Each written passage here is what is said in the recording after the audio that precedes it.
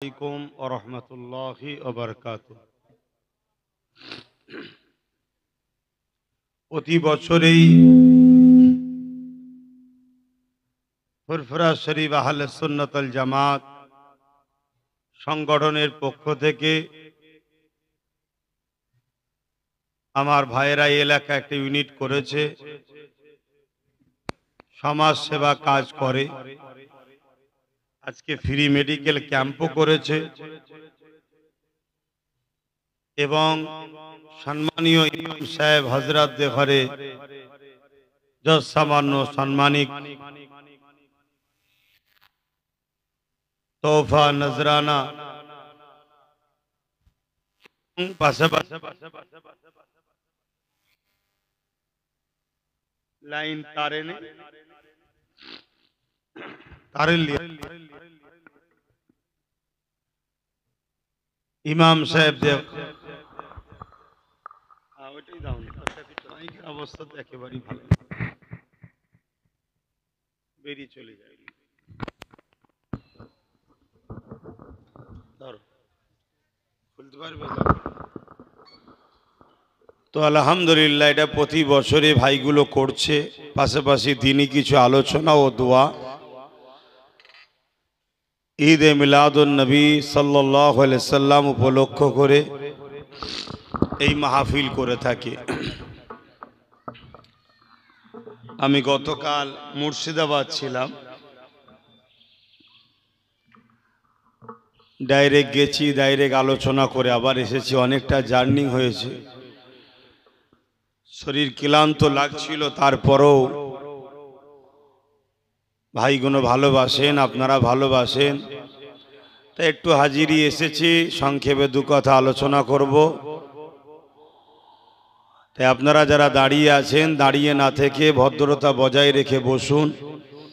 আর বসতে যদি অসুবিধে হয় দয়া করে দূরে চলে যান। কেন আমি শুনছিলাম আমার পূর্বে উলামা ভাইগুলো আপনাদের বারবার বলছিল, কিন্তু আপনারা আমাদের কওমের মানুষ হয়ে আলেমদের কথা, উলামাদের কথা, ইমামের কথা শুনছেন না। এত বিপদ, এত বাধা মুসিবত আমাদের উপরে হচ্ছে, দেখেও তো শুধরাচ্ছেন না। তাই আমার মনে হয় কাতার ভাগ করলিয়া দরকার। যারা থাকার থাকুক, যারা থাকার নয় চলে যাক। কি বলছেন? কথা কি খারাপ বলে ফেললাম? কেননা আমরা কিতাবেও পড়েছি এবং আমার পীর মুর্শিদদের মাহফিলের কারামতও শুনেছি। হুজুররা ওয়াজ করতে করতে বলতেন, বাবা এতগুলো মানুষের দোয়া আটকে আছে একটা সুদখোরের জন্য। কে বাবা সুদখোর আছিস? চলে যা বাবা, দেখ বাবা চলে যা। তখনকার সময় দেখা গেছে অনেক মাহফিল থেকে উঠে আস্তে আস্তে মাথা হ্যাট করে চলে যেত। এর ইতিহাস জীবনীতে আছে। এরকম এক ওয়াকিয়া আল্লাহর ওলির জীবনেতেও হয়েছে। সফরে যাচ্ছিল হজে, আর জাহাজ সাগরের বীজখানে বিশাল তুফান শুরু হয়েছে। ওই কজন গাড়ির ওখানে দাঁড়িয়ে কি করছো রা? ওখানে দাঁড়িয়ে কি করছো?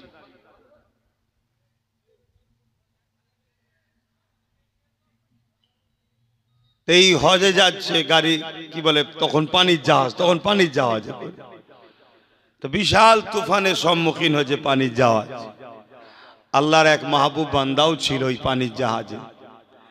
তিনি বলতে লেগেছে যে জাহাজের মধ্যে কেউ পাপ কাজে লিপ্ত হয়েছে, তারা দুজন যদি জাহাজ থেকে নেমে যায় তাহলে এই বিপদ থেকে আমরা রক্ষা পাব।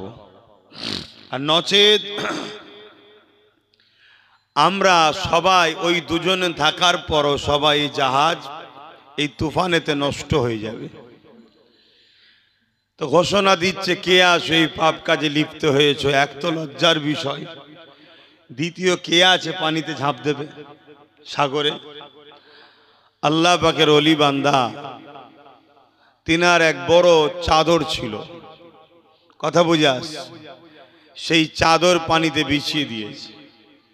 দিবার পরে সেই পানির ওপরে পা দিয়ে হেঁটে হেঁটে জাহাজের ওই চাদরের ওপরে গিয়ে আল্লাহর ওলি প্রথম দাঁড়ালেন।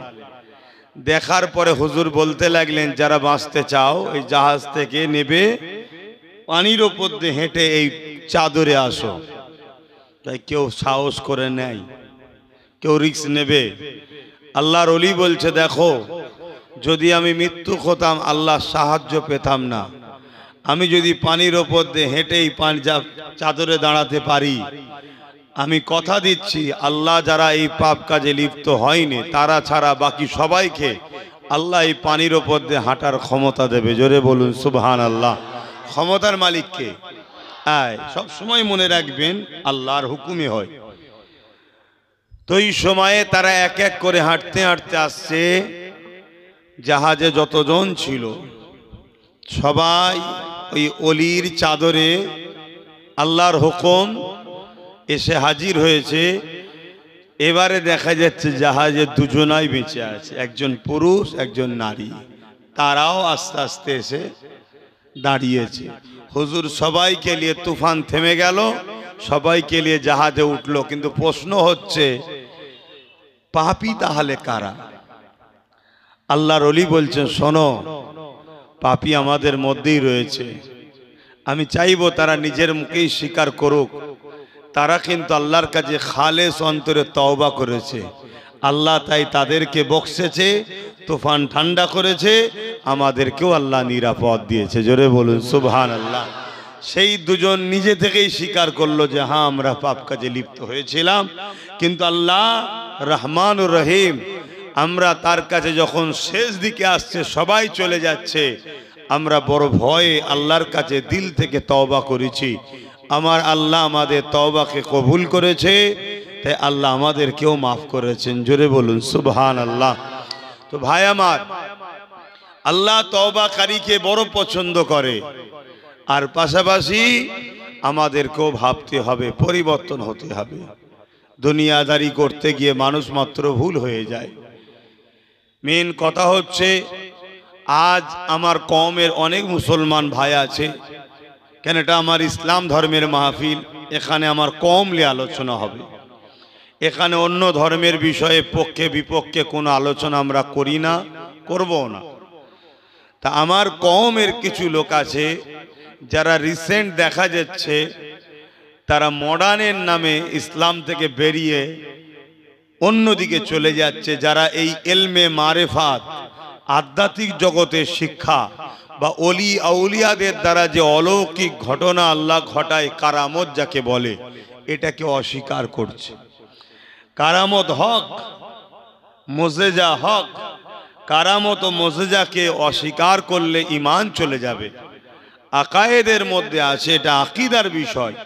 কিন্তু আজ আমার অনেক ভাইয়েরা দুনিয়াবি চক্রান্তের শিকার হয়ে এগুলো থেকে মুখ ফিরিয়ে অস্বীকার করতে লেগেছে। কিছু কিছু ভাই ওলি আল্লাহদের কারামত অস্বীকার করতে করতে এবারে নবীদের মুজেজাকেও অস্বীকার করছে। বলুন নাউজুবিল্লাহ। যাক, আল্লাহ আমাদেরকে হেদায়েত করেন। আসুন আমরা কিছু কথা আলোচনা করব। তার আগে মহব্বতে একবার দরুদ শরীফ পড়বেন। আর এই চেয়ারটা আমি চেঞ্জ করব, এতে কষ্ট হচ্ছে, গদিওয়ালা চেয়ারে কষ্ট হচ্ছে। আমার ভাইদের মতো নেই, একটা প্লাস্টিকের চেয়ার দেন, ওইটাই ভালো। দরুদ শরীফ আল্লাহুম্মা, একটা দেন, একটা দাও, ওই চেয়ার দাও একটা। ওটা কেন নিয়ে যাচ্ছ? ইমাম স্যারকে দেবে তো। সরিয়ে দেন, সরিয়ে দেন, সরিয়ে দেন। হাতওয়ালা হলেই ভালো হয়, কিন্তু ও মনে তো ছোট থাক। বাবা কত কি দিয়েছিস। থাক থাক, ওটা লাগবে না, এটাই করে নি।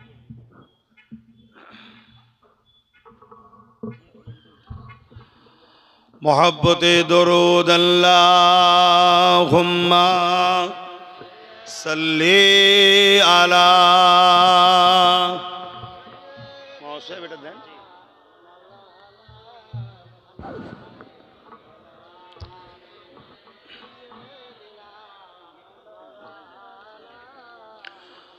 أعوذ بالله من الشيطان الرجيم بسم الله الرحمن الرحيم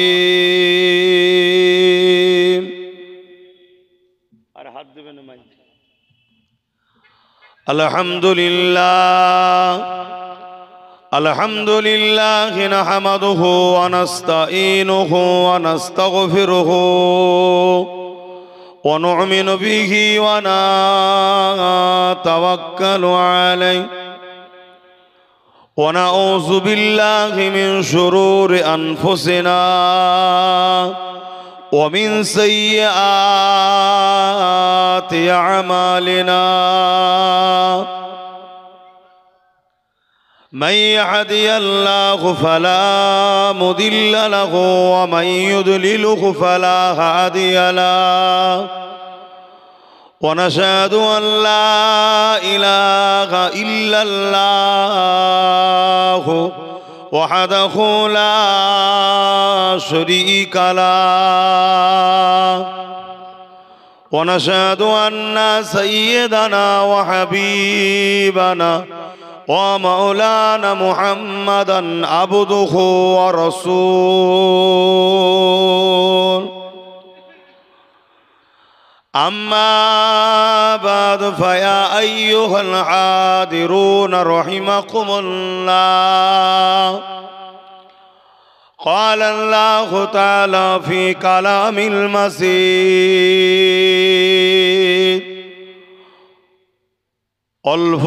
الفرقان الحميد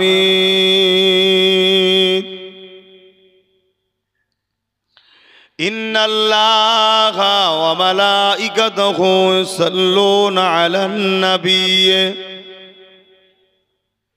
يا أيها الذين آمنوا صلوا عليه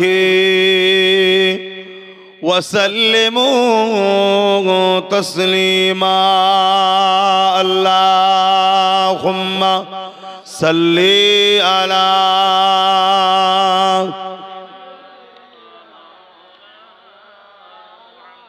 সরে সরে ফাঁকা জায়গাগুলো পূরণ করো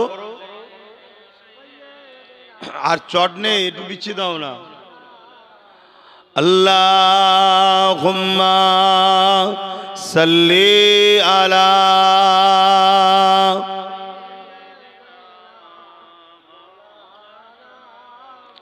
ওয়ালা আলি সাইয়্যিদিনা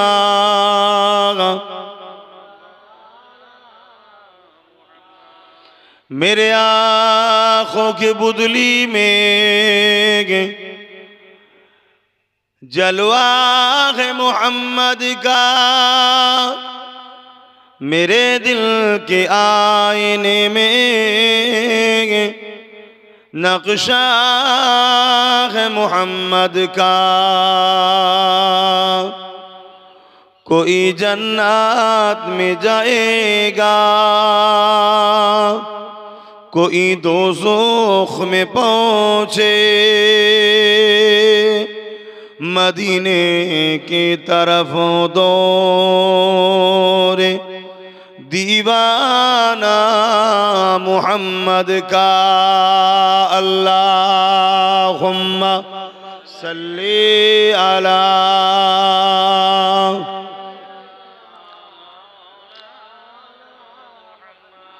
वला आले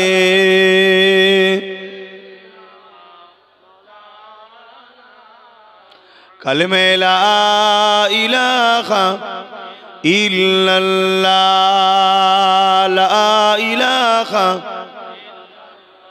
ला इलाहा इल्लल्लाह मुहम्मदुर रसूलुल्लाह हस्बी रब्बी जल्लल्लाह मा फी क़ल्बी खैरुल्लाह नूर मुहम्मद सल्लल्लाह हक़ ला इलाहा इल्लल्लाह ला इलाहा इल्लल्लाह ला इलाहा লা ইলাহা ইল্লাল্লাহ মুহাম্মাদুর রাসূলুল্লাহ আল্লাহুম্মা সাল্লি আলা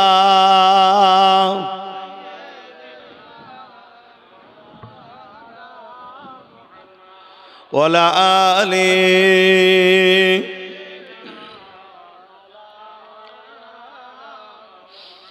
আলহামদুলিল্লাহ। লম্বা চওড়া ভূমিকা নয়, আল্লাহ শুকরিয়া যে আল্লাহ আমাদেরকে ইসলাম ধর্মের অনুসারী করেছে, বলি আলহামদুলিল্লাহ। এই পৃথিবীতে হাজারো ধর্ম আছে, যার বিশ্বাস, যার ভালোবাসা, যার ভক্তি, যার আস্থা তার কাছে। পক্ষে বিপক্ষে কোনো আলোচনা আমাদের নাই, কেন ইসলাম আমাদেরকে ইজাজত দেয়নি। তবে আল্লাহ শুকরিয়া, আল্লাহ আমাদেরকে যে ধর্মের মধ্যে দিয়েছেন আমরা এই জন্য গর্বিত। মহান স্রষ্টা রব্বুল আলামিন কোরআন শরীফের মধ্যে বলছেন, ইন্না দীনা ইনদাল্লাহিল ইসলাম। অবশ্যই মহান স্রষ্টা রব্বুল আলামিনের কাছে মনোনীত পছন্দনীয় একমাত্র দিন ধর্ম হলো ইসলাম। জোরে বলুন সুবহানাল্লাহ। আল্লাহ দরবারে শুকরিয়া যে সেই ধর্মের অনুসারী আমাদেরকে আল্লাহ বানিয়েছে। আল্লাহ সেই মাহফিলে আমাদেরকে হাজির করিয়েছেন। বিশেষ করে আমার উলামা ভাইরা, ইমাম সাহেব, হযরত গণেরা, তিনারাও তাশরিফ এনেছেন, এবং ছোট ছোট বাবুগুনো, বাচ্চাগুনো, বাপগুনো, পর্দার আড়ালে মা বোনগুনো, আল্লাহ আমাদের সবাইকে বসতে তৌফিক দিয়েছেন, তাই খুশি হয়ে বলি আলহামদুলিল্লাহ। তবে একটা দুঃখেরও খবর, শরীর আমাদেরই এই জলসা কমিটি এবং এই গ্রামেরই কয়েক ভাই, তারা সম্ভবত 5 ভাই, তার আব্বা অসুস্থ আছে, পড়ে গিয়েছিল না কি হয়েছিল বলছে, পড়ে গিয়েছিল, অপারেশন আজকে হচ্ছে। তো ভাইগুলো প্রতি বছরে খুব মহব্বত করে, মাহফিলে থাকে, বা আমার নলেজ সিটি হোক, যে কোনো জায়গায় হলে ভাইগুলো ছোটে এবং আর্থিক সহযোগিতাও করে যাতে করে সবাই যেতে পারে, মাহফিল যাতে হয়, মাহফিলেও শরীক হয়। কিন্তু আজকে ভাইগুলো মাহফিলে নাই, তারা ফোন করে কাঁদাকাটি করছিল। আসছিলাম যখন কথা বলছিলাম তাদের সাথে, হয়তো অনেকে মুসাবার হাত বাড়াচ্ছিলেন, আমি মুসাবা করতে পারিনি। একটা মানুষ একসাথে দুটো কাজ করতে পারি কি? তা আমি তো কথা বলছি একজনের সাথে, আপনাকেও তো বুঝতে হবে। আপনি হাত ভিড়িয়ে দিলেন, এখন ওটা যদি কেউ ফটো তুলে ছড়াবে, দেখো তোমাদের পীর সাহেবরা কত অহংকারী, মুসাবা করছে, হাত বাড়াই না, কিন্তু কি হাকিকাত সেটা তো বুঝবে না।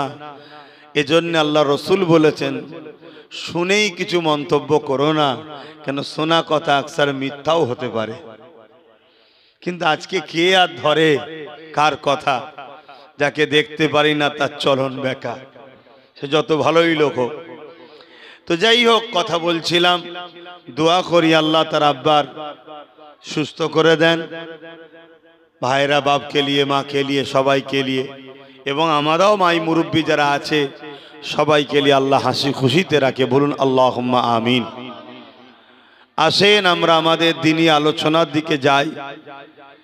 আল্লাহ দরবারে শুকরিয়া যে আমরা ইসলাম ধর্মের অনুসারী, কিন্তু দুঃখের বিষয় আমরা পুরো দুনিয়াতে দেখছি ইসলামের উপরে একদল মানুষ আঘাত দিচ্ছে সর্বসময়, কন্টিনিউ দিয়ে আসছে। তবে রিসেন্ট যেন একটু বড্ড বাড়বাড়ন্ত শুরু হয়েছে।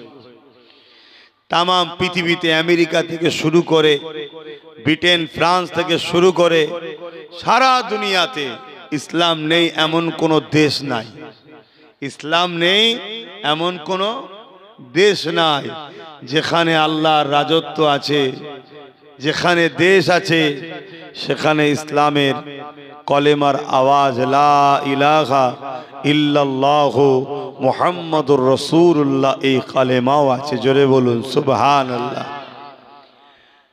ইসলাম কখনো কাউকে আঘাত করে না, কিন্তু বারবার দেখছি আমার মসজিদের উপরে আঘাত, আমার নামাজের উপরে আঘাত, আমার কোরআনের উপরে আঘাত, আমার রসুলের উপরে আঘাত, আমার আল্লাহর উপরে আঘাত কন্টিনিউ হচ্ছে।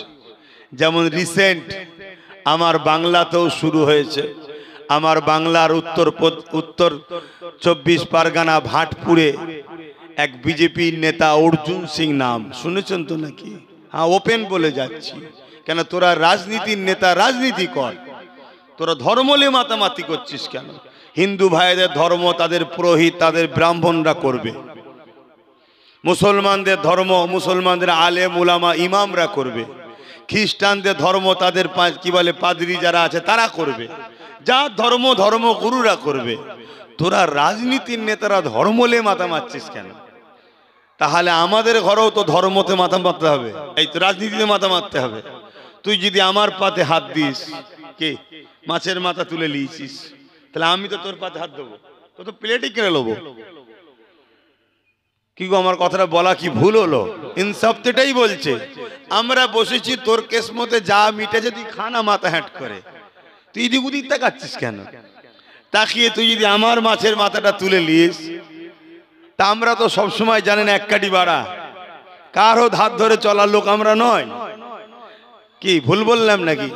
হ্যাঁ, তা আমি তো প্লেটটাই কিনে নেবো এবারে। তো তখন যদি চিৎকার চেঁচামেচিস করি এটা ঠিক না, এটা ঠিক না, রে প্রথম ফেতনা লাগালো কে? তুই তো আমার ধর্মে হাত দিয়েছিস, তাই তো আমি তোর প্লেটে হাত দিয়েছি, তুই তো প্রথম আমার প্লেটে হাত দিয়েছিস।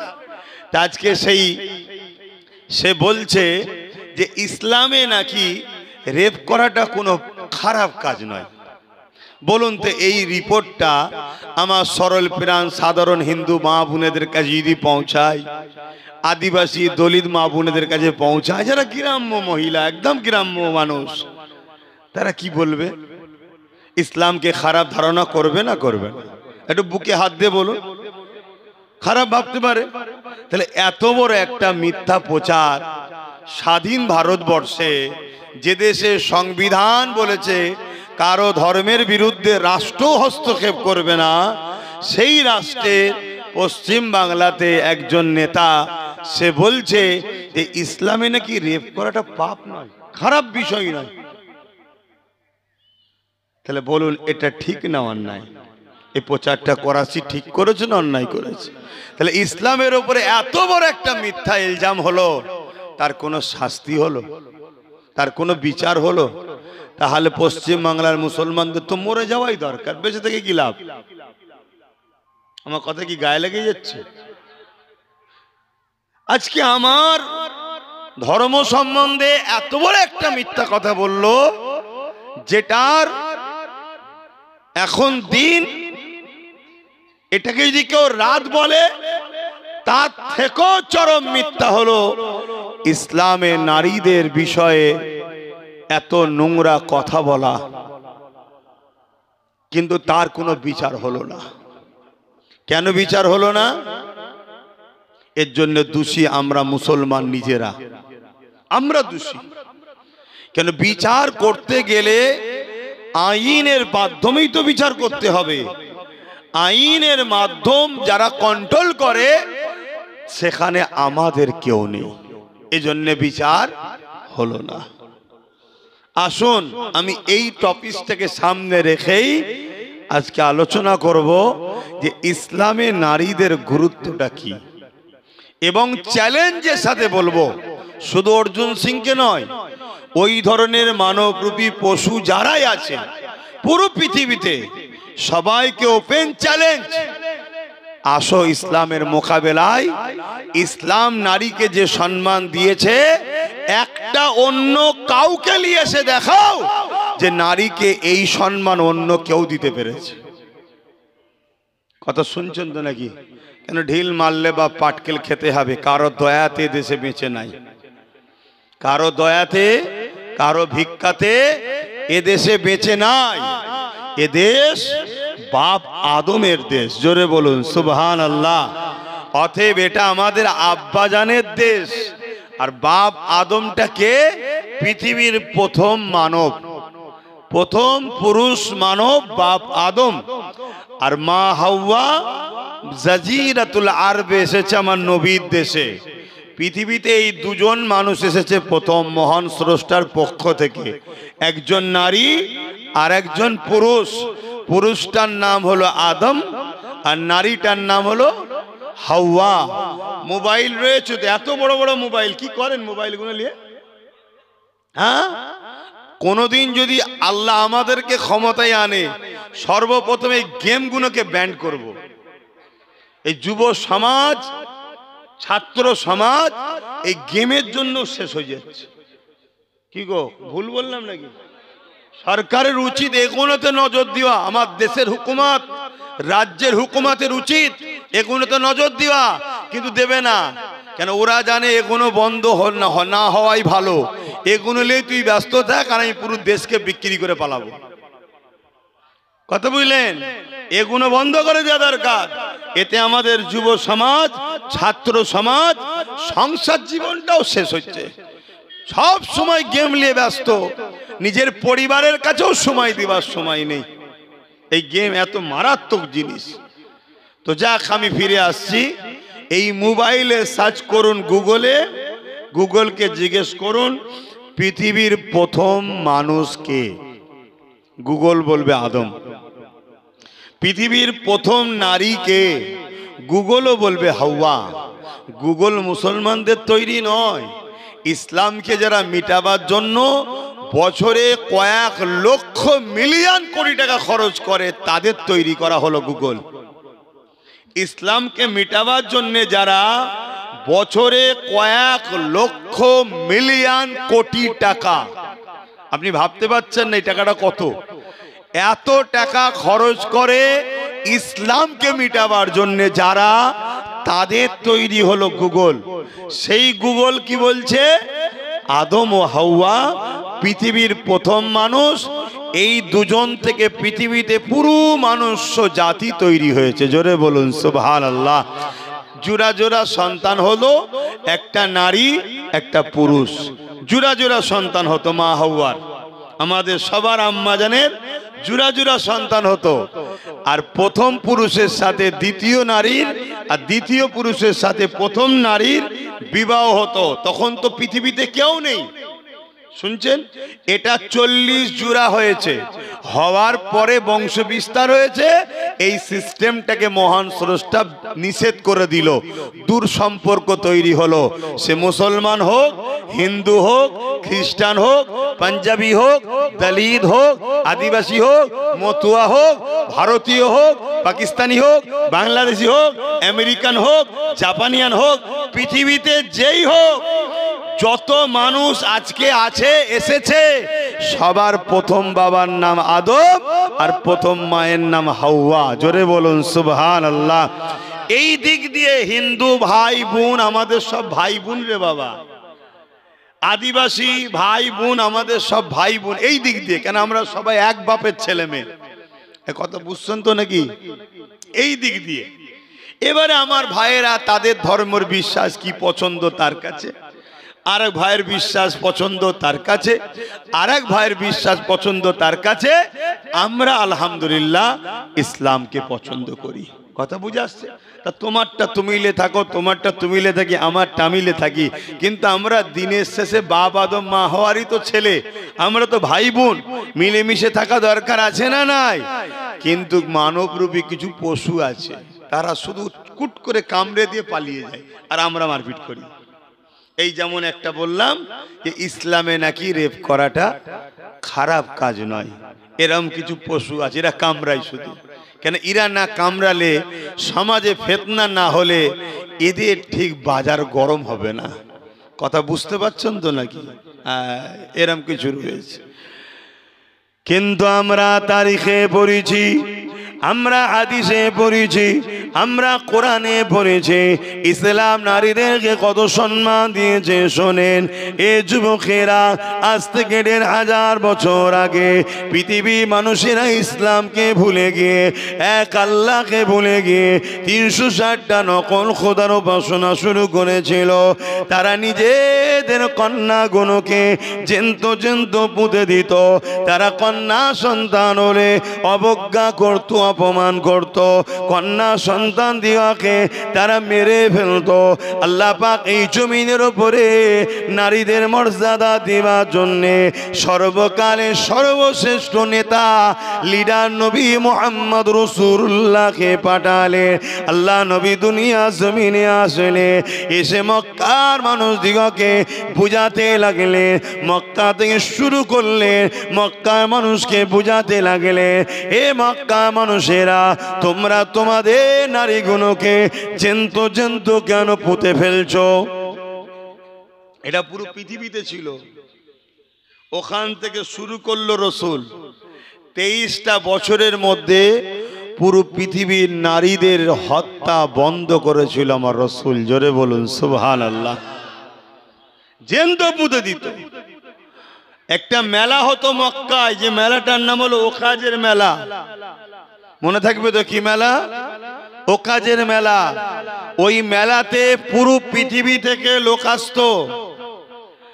যেমন আমরা বিভিন্ন মেলায় দেখেছি বিভিন্ন হাঁড়ি কলসি ঘটি বাটি সব বিক্রি হয় না বাজারে, ওখানে নারী বাজারে নিলামে তোলা হতো, কোমরে বেড়ি দিয়ে আট দিয়ে তোলা হতো। একটা একটা পাইকারি আসতো, ওই নারীদেরকে খরিদ করে নিয়ে যে পৃথিবীর বিভিন্ন দেশে বিভিন্ন রাজা বিভিন্ন নেতাদের ভোগের পাত্রীর জন্য নিয়ে যেত। সেই নারীকে ভোগ করা হতো। সেই নারীর গর্ভে সন্তান যদি এসে যেত, সন্তান যদি পুত্র হতো, সন্তানটাকে নিয়ে নারীটাকে কতল করে দিত।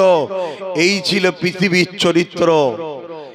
এই অসভ্যতা, বর্বরতা, জিহালাতপনা, নারী বিদ্বেষীদের হাত থেকে এই মায়ের জাতকে যারা রক্ষা করেছে তিনি হলেন মুহাম্মদুর রাসূল। জোরে বলুন সুবহানাল্লাহ। আল্লাহ নবী তাদেরকে বোঝালেন, নারীগুলোকে এইভাবে অপমান করো না গো, নারীগুলোকে এইভাবে মেরে দিও না গো, নারীগুলোকে জ্যান্ত পুঁতে দিও না গো। তারা বলতে লাগলো, মুহাম্মদ, নারীদের কোনো মর্যাদা নাই, নারী অশুভ, এদের বাঁচার কোনো অধিকার নাই।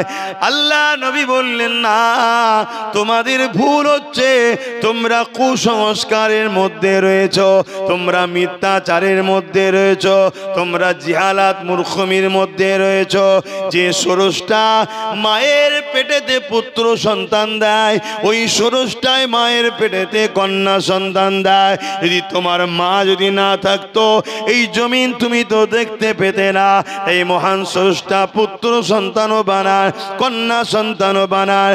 এদের দুজনের বিনিময়ে, যেমন নারী পুরুষের বিনিময়ে তুমি আমি দুনিয়ায় এসেছে, এইভাবে দুনিয়াতে মানুষ জাতি আসবে।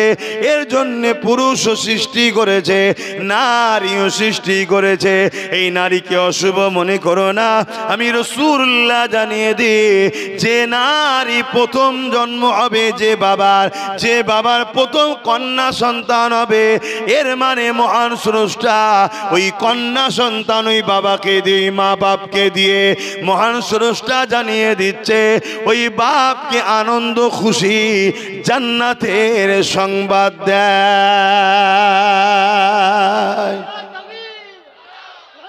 আল্লাহু আকবার। তাহলে ইসলাম নারীকে কি সম্মান দিচ্ছে? যারা নারী হত্যা করত তারা কেউ আল্লাহ মাননেওয়ালা ছিল না, কিন্তু ইসলাম সেখানে কি বলছে? যার যদি কারো কন্যা সন্তান হয়, আমার ইমাম ভাইদের নামাজের টাইম খেয়াল রাখবেন, যেতে হবে মসজিদ। হ্যাঁ, আচ্ছা।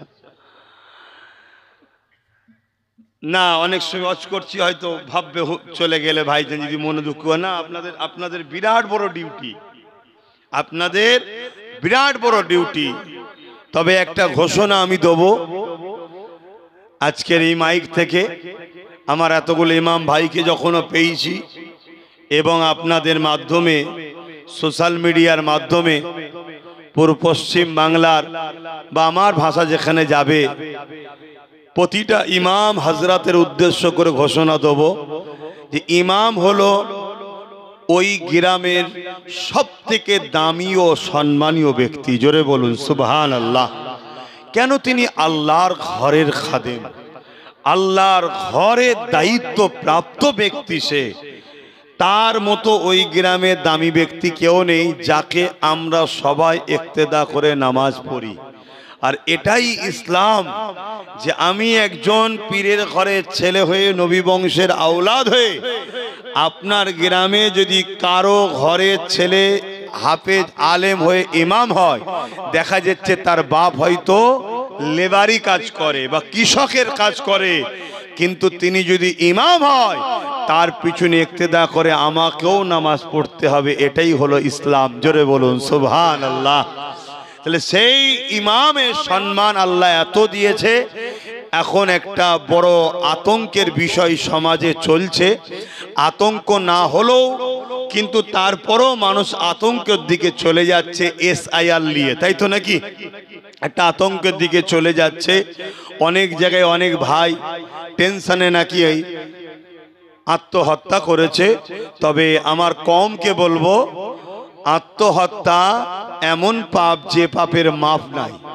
কেন জিন্দেগি তোমাকে দিয়েছে আল্লাহ দুনিয়ায় হাজারো পরীক্ষার মোকাবেলা করে স্রষ্টাকে রাজি করার জন্য, এটাই পরীক্ষা। অতএব এখানে হেরে গেলে হবে না, আর আত্মহত্যা করলে হবে না। আর এসআইআর নিয়ে বেশি ঘাবড়াবার ব্যাপার নাই। কেন আমি চ্যালেঞ্জের সাথে বলতে পারি, যাদেরকে টার্গেট করে রাজনীতি করতে চাইছে বিশেষ একটা রাজনীতির দল, বিশেষ একটা সম্প্রদায়কে, এদেশে তারা কেউ বহিরাগত নয়। এদেশের মুসলমান অন্য দেশ থেকে আসা নয়। এদেশের মুসলমান ব্রিটিশ তাড়িয়ে এখনো পর্যন্ত এদেশে ব্রিটিশদের দালালদের সঙ্গে লড়াই করে যাচ্ছে। বলুন আলহামদুলিল্লাহ। অতএব ঘাবড়াবার কিছু নাই। কিছু কাজ আছে, সেই কাজগুলো করতে হবে। তাই ইমাম হাজরাতরা হলেন গ্রামের একটা সম্মানীয় ব্যক্তি, বিশ্বাসের ব্যক্তি, তাই তো নাকি? তাই ইমাম ভাইদের বলবো, ওই আগামীকাল জুম্মা, এই জুম্মাবাদ, এটা হুকুম নয়, অনুরোধ, জুম্মাবাদ মসজিদের পাশে একটা চেয়ার টেবিল ফেলে উপযুক্ত শিক্ষিত ছেলে, হাতে লিখা ভালো, তাকে সাথে করে নিয়ে এই অসহায় নিজ নিজ মহল্লার মানুষগুলো এই যে একটা টেনশন চিন্তার মধ্যে আছে, এদের পাশে দাঁড়িয়ে ফিলআপটাকে, ফর্মটাকে সুন্দর করে ফিলআপ করিয়ে যে বিএলআরওর হাতে জমা দেবেন তার এক কপি ফটো তুলে এবং বিএলআরওর স্টাম্প ও সই মেরে এক কপি যার ফর্ম তার হাতে তুলে দিয়ে তাকে নিশ্চিন্তায় থাকার জন্য ইমাম ভাইদেরকে অনুরোধ করব, একটু আগিয়ে এসে আস্তত দেন, একটু আগিয়ে এসে তাদের পাশে দাঁড়িয়ে একটু সাহস দেন যে আপনারা ঘাবড়াবেন না, আমরা আছি আপনাদের সাথে। কি এটা দরকার আছে তো নাকি? আশা করছি আমার এই ভাইয়েরা সহ যেখানে যেখানে আমার আওয়াজ যাবে, আমার ইমাম ভাইয়েরা এই সময়ে একটু পাশে দাঁড়াবে। কেন ইমামদের ওপরে সাধারণ মুসলিম সমাজের একটা অনেক ভক্তি, বিশ্বাস, ভালোবাসা আছে। এবং ইমাম যখন কিছু বলবে বা একটা কিছু চাইবে, বিশ্বাস করে সবাইকে দিতে পারে, অন্যজনকে দিতে পারে না। কেন এটা এমন একটা জায়গায় মানুষ দাঁড়িয়ে গেছে, মানুষ কাকে বিশ্বাস করবে এ পেরেশানির মধ্যে পড়ছে। আর আমি বলবো, যার তার হাতে ফর্ম জমা দেবেন না। কথা যখন এসে গেছে একটু বলে দিচ্ছি, দুটো ফর্ম দেবে। কটা ফর্ম? দুটো। আর যদি নতুন কেউ ভোটার কার্ডে নাম তুলতে চান, হয়তো ভোটার কার্ডে নাম ছিল না, তার জন্য ওই ব্যক্তিকেই বলবেন 6 নম্বর বলে একটা ফর্ম দেবে, সেটাকে নিয়েও এই সময় দিয়ে দেন। তাহলে বাপ মার সাথে আপনার নামটাও এসআইআরও উঠে যাবে, ভোটার কার্ডেও উঠে যাবে। কথা বুঝে আসছে? দুটো ফর্ম দেবে এসআইআর এর জন্য। দুটো ফর্মকে ফিলআপ করবেন, করে একটা ফর্ম যিনি আসছে তিনি নেবেন, সময় দেবে, একদিনে নয়, তার হাতে দেবেন। কিন্তু দিবার আগে তেনাকে বলবেন, ভাই একটা স্টাম্প মেরে সই করে আমায় দেন।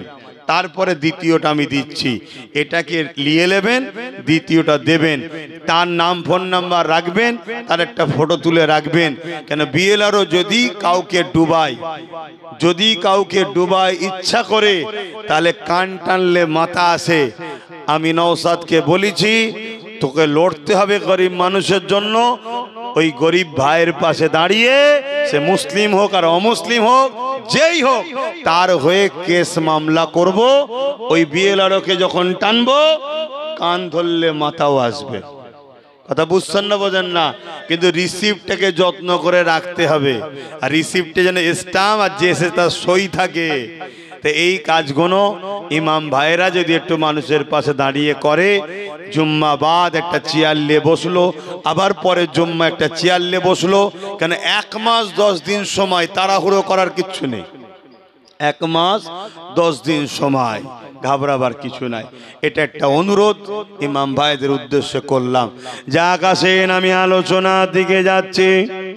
আল্লাহ নবী জানিয়ে দিলেন, যদি কারো ঘরে কন্যা সন্তান হয়, ওই সন্তানকে যদি বাপ পূজা না মনে করে, অবজ্ঞা না করে, মনে রেখে দিও, প্রতিটা কন্যা হলো এক একটা কন্যা, এক একটা জান্নাত। এ যুবকেরা, সবার মনে আসা জান্নাতে যাব, সবার মনে আসা জান্নাতে যাব। আল্লাহ পাকের শ্রেষ্ঠ নিয়ামতের জায়গা জান্নাত। ওই জান্নাতকে ইসলাম নারীদের পায়ের তলায় করে দিয়েছে। মায়ের জাত হলো নারী, আল জান্নাতু তাহতা আকদামুল উম্মাহাত। প্রতিটা সন্তানের জান্নাত হলো তার মায়ের পায়ের তলাতে।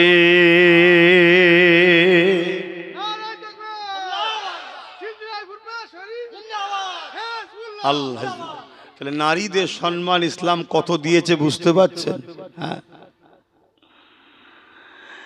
এ নওজওয়ানেরা, আল্লাহ নবী আরো জানিয়ে দিলেন, কোন এমন বাপ যদি তাকে আল্লাহ পরপর 3টে কন্যা সন্তান দিল। আজ কন্যা সন্তান হলে অনেক এমন পুরুষ রয়েছে, স্ত্রীকে দোষারোপ করে, স্ত্রীকে ছোট বড় কথা বলে। এটা চরম অন্যায়, এটা চরম একটা পাপাচার ছাড়া অন্য কিছু নয়।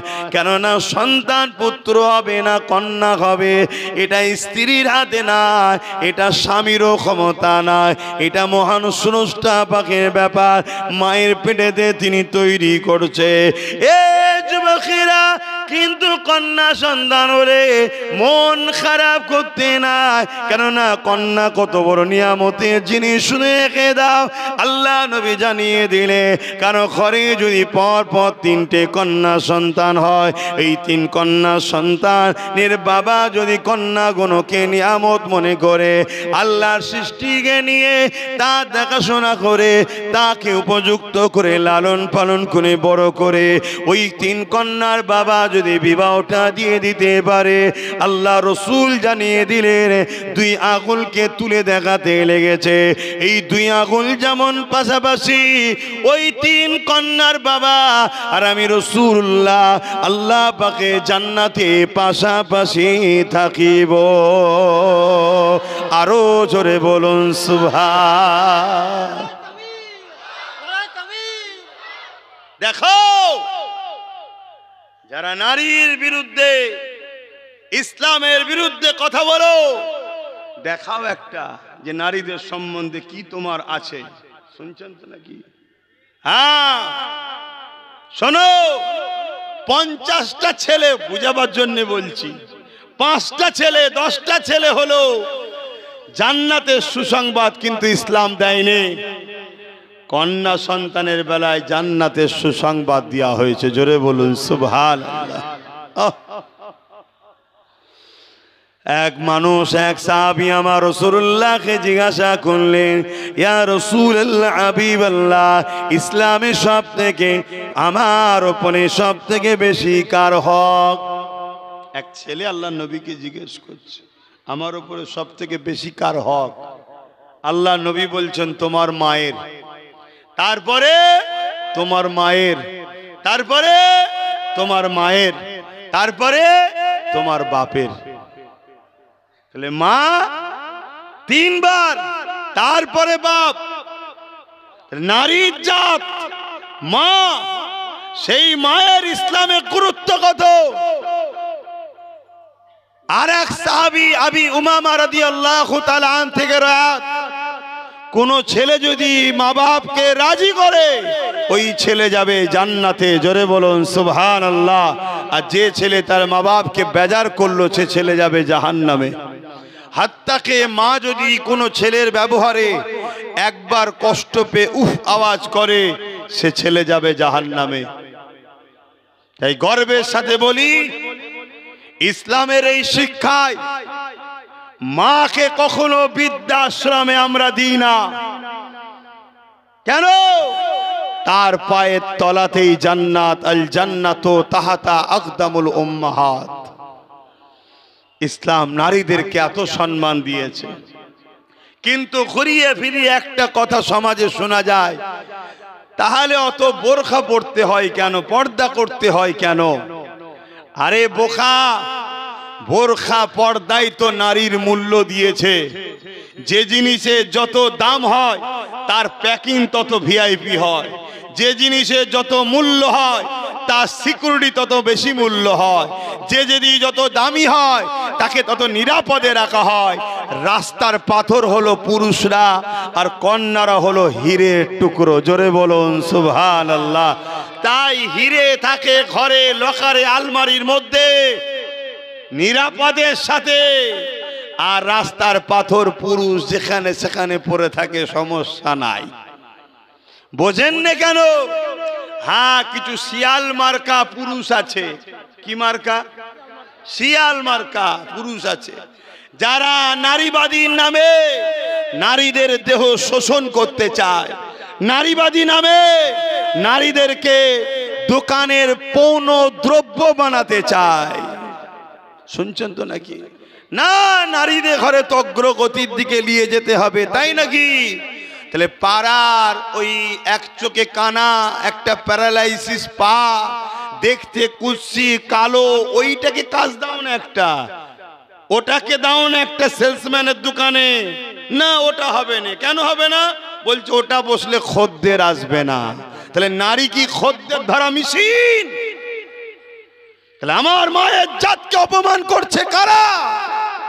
শুনছেন তো নাকি? হ্যাঁ, বলিনি আলাদা বিষয়, বলতে পারিনি ভাববেন না, বলতে অনেক পারি, ঘাড়ে উঠে বলতে পারি, আল্লাহ শুকর করে বলছি। কেন আমরা ফেরাউনকে ভয় করা লোক নয়। নমরুদ পৃথিবীর রাজা ছিল, তাকে ভয় করিনি। হিটলারকে ভয় করিনি, চিঙ্গিস খানকে ভয় করিনি, হালাকু খানকে ভয় করিনি, বুশকে ভয় করিনি, আরেক পৃথিবীর কাউকে আমরা ভয় করিনি। আজকে কেউ যদি মনে করে যে আমাদের হাতে সবকিছু ভয় করে চলতে হবে, রাখ তোর কথা। আমরা কাউকে ভয় করি না, আমরা সর্বসময় ভয় করি আমার দ্বারা এমন কোনো কাজ না হয় আমার স্রষ্টা যেন নারাজ না হয়ে যায়, আমরা এই ভয় করি। তাই আমরা কাউকে আঘাত দিয়ে কথা বলতে চাই না। কেন? ইসলাম বলেছে কারো যদি দিল খুশি করতে না পারো কারো দিলকে ভেঙো না, কাউকে যদি কিছু দিতে না পারো কারো থেকে কিছু কেড়ে নিও না। কিন্তু দুঃখের বিষয় আজ বারবার আঘাত করা হয় ইসলাম নিয়ে। আরে ইসলাম কাকে বলে? ইসলামের সব থেকে ভালো কাজ কি? ইসলামের সব থেকে ভালো কাজ হলো ক্ষুধার্ত মানুষকে খানা খাওয়ানো। এ যুবকেরা, এদের ইসলামের ওপরে এত রাগ কেন? ইসলাম মানবতার না, এরা মানবতার বিরুদ্ধে। ইসলাম ইনসাফের না, এরা ইনসাফের বিরুদ্ধে। ইসলাম ইনসানিয়াতের না, এরা ইনসানিয়াতের বিরুদ্ধে। ইসলাম ক্ষুধার্ত মানুষকে খানা খাওয়াবার না, এরা গরিব বানাবার পক্ষে। ইসলাম ন্যায়ের না, এরা অন্যায়ের পক্ষে। ইসলাম শান্তির না, এরা অশান্তির পক্ষে।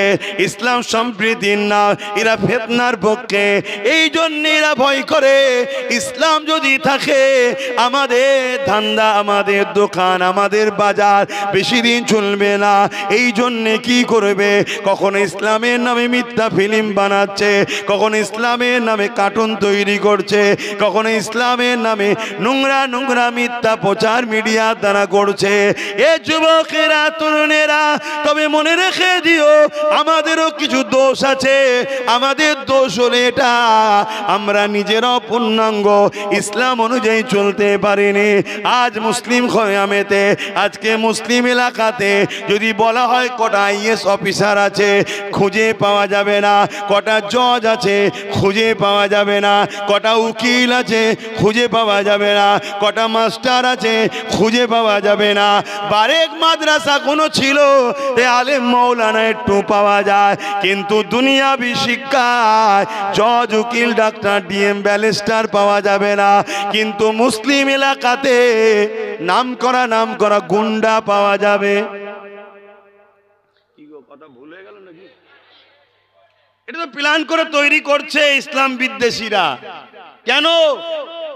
দেখাবার সময় গুন্ডাটাকে দেখাবে। শুনছেন তো, আমি কত রকম কথা বলি, কোনোটাই দেখাই নেই। 5 বছরের মধ্যে মানুষ তো রক্ত কষ্টে তৈরি। একবার হয়তো একটা রাগের মাথায় কোনো কথা স্লিপ হয়ে বেরিয়ে গেছে, উচিত নয়, তারপরেও স্বীকার করছি, ধরেন স্লিপ হয়ে বেরিয়ে গেছে, ওইটাকে মিডিয়া হাইলাইট করে দেখাবে। তার আগে আমি কত হাজারো মানুষ, মুসলিম অমুসলিমকে মেরিট স্কলারশিপ দিচ্ছি। গরিব মুসলিম বাচ্চা, অমুসলিম বাচ্চা পড়াশোনা করছে, এদেরকে অর্থ দিচ্ছি, এটা দেখাবে না। স্বাধীনতার দিনে কি প্রোগ্রাম অনুষ্ঠান করছি, দেখাবে না। শুনছেন তো নাকি? তো মুসলিম গ্রামে লোক শিক্ষা পাক, এটা চাই না। এদেরকে তৈরি করো এমন ভাবে, যখন দেখাবার দরকার হবে, ফোকাস যখন পড়বে, যেন দেখে বদমাইশ, ডাকাত, চোর, বদমাইশ, গুন্ডা ভর্তি। এরকম ভাবে মানুষের কাছে মেসেজ নিয়ে যাও। এটা ইসলামকে যারা মিটাতে চাইছে, এটা তাদের একটা পরিকল্পনা। আর সেই পাতে আমরা মুসলমানও পা দিয়ে ফেলছি। আমরা ভাবছি না যে আমাদের ছেলেদেরকে জজ বানাতে হবে, উকিল বানাতে হবে, ডিএম বানাতে হবে, আইএস আইপিএস বানাতে হবে। বানাতে গেলে যে কোনো প্রয়োজন, তার মধ্যে একটা হলো অর্থ, দ্বিতীয় হলো শিক্ষার পরও ঠিক জায়গায় গিয়ে নাম কাটা পড়ে বাদ পড়ে যায়। কেন? ওই জায়গাতেও লোক আমাদের নাই, তাই তাহলে ওখানেও লোক পাঠাতে হবে। কথা বুঝছেন তো? অসুবিধা হচ্ছে নাকি? তাহলে এই যে জিনিসগুলো আমাদেরকে ভাবতে হবে। আজ থেকে যদি 50 বছর আগে ভাবতাম, তাহলে আজকে অনেক বড় দূর চলে যেতাম। তাহলে এখন বসে না থেকে এখন থেকে ভাবুন। গাছ আজ লাগান, 20 বছর পর ফল খাবেন। একটা জমিন, বালি, কোনা, পাথর, উর্বর জমি, যেখানে চাষযোগ্য নয়, এ বলে মুখ ফিরিয়ে নিলে হবে না। তুমি অতি হাল দিয়া শুরু করো, অতি কোদাল চালাও, অতি নাগল দাও। যদি ফাল ভেঙে যায় তাও ভালো, কোদাল ভেঙে যায় তাও ভালো, চেষ্টা চালিয়ে যাও। একবারে ফসল ভালো হবে না, দ্বিতীয়বারে ফসল ভালো হবে না। চাষ তুমি করে যাও, চালিয়ে যাও। অবশ্যই দেখবে একদিন তোমার ছেলে বুঝা বুঝা ধানের গোলাতে ধান ভর্তি করছে। কি গো, ভুল বলছি নাকি? তাহলে আজকে চেষ্টা করো, এখন থেকে শুরু করো। কি করে তোমাদের এই নতুন প্রজন্মের বাচ্চাগুলো এরা মাথা তুলে সমাজে উচ্চ লেভেলে পৌঁছাবে, তার জন্য তোমাকে তো ভাবতে হবে। পাশাপাশি যে জায়গা দ্বারা সবকিছু কন্ট্রোল করা হয়, সেই জায়গাতেও চেষ্টা করো। আজ নয় কাল, কাল নয় পরশু, তুমি অবশ্যই একদিন কামিয়াবি হবে। জোরে বলুন সুবহানাল্লাহ। আর অনেক সময় বিরক্ত করতে হয়। অনেক সময় কি করতে হয়? বিরক্ত করতে হয়। তোমাকে গুরুত্ব দিচ্ছে না, তোমাকে গুরুত্ব দিচ্ছে না। গুরুত্ব যখন দিচ্ছে না বিরক্ত করতে হয়। সেই বিরক্ত যখন করবে বারবার, তখন সে দেখবে আরে একে একটু গুরুত্ব দে, না হয় আমার 500 জায়গা ঘেঁটে দিচ্ছে, তাতে একটু গুরুত্ব দে, যা গোটা 20-30 জায়গা গুরুত্ব দে, বাকি জায়গা কমসে কম ঠিক থাকবে। বুঝতে পারছেন তো নাকি? তখনই তোমায় গুরুত্ব দেবে। আর তুমি যদি মনে করো না শুধু ও ঠিক আছে বাপ, তো সব নিয়ে যা নিয়ে যা নিয়ে যা নিয়ে যা, একটা দিন আসছে তোমাকে মিটিয়ে দেওয়া হবে।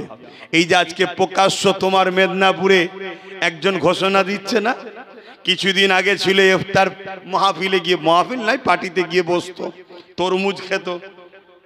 বুঝতে পারছেন তো নাকি? হ্যাঁ, কিছুদিন আগে খুব সেকুলার ছিল, কি এখন হঠাৎ করে কমনাল ভূত চেপেছর ঘাড়ে, কি প্রচার করছে? শুধু মুসলমান বাদ চলে যাবে, শুধু মুসলমান বাদ চলে যাবে। আচ্ছা, কতটা সত্য কতটা মিথ্যা বলছে? ওই যে মিটিংটা হয়েছিল, এই মিটিং এ আমাদের কেউ ছিল? এই ছিল? তাহলে থাকলে তো বেরিয়ে এসে বলতে পারতো যে ও মিথ্যা বলছে, আমি ছিলাম, এমন ব্যাপার নেই। কথা বুঝছেন তো নাকি? আর বাকি যেগুলো ছিল সেগুলো ঠিকভাবে কথা বলছে, বাকিগুলো সেই মুসলমানকেই ঘুরিয়ে ঘুরিয়ে ভয় দেখাচ্ছে। কথা বুঝছেন তো? একজন মুসলমানের ভয় দেখিয়ে বাকি অন্যজনকে কোলে টানতে চাইছে, আর একজন মুসলমানকে ভয় দেখিয়ে বলছে তুই আমার কোলে আয়। এই তো চলছে। আসেন, আমি আমার দিনের দিকে ফিরে যাচ্ছি। তাহলে আজ আমার ইসলামকে বারবার টার্গেট করা হচ্ছে,